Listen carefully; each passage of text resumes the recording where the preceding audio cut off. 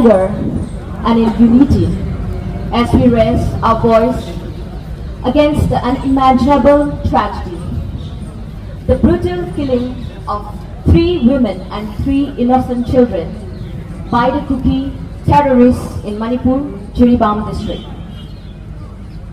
This heinous act is not just a crime against individuals, but an attack on humanity itself and on the sanctity of life.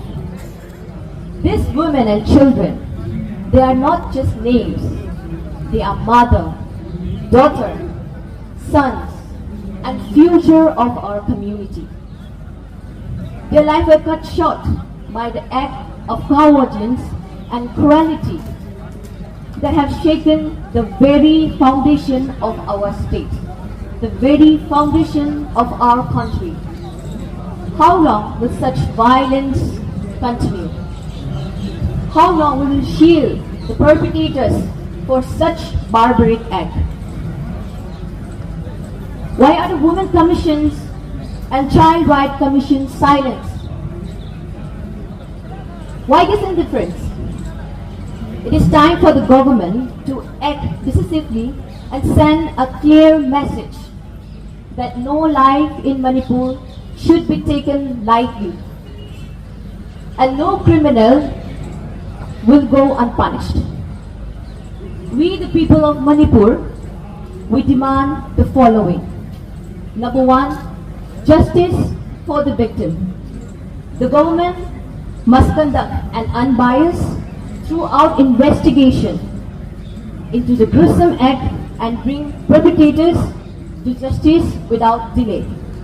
Number 2, removal of the 10 Kuki MLAs. If they fail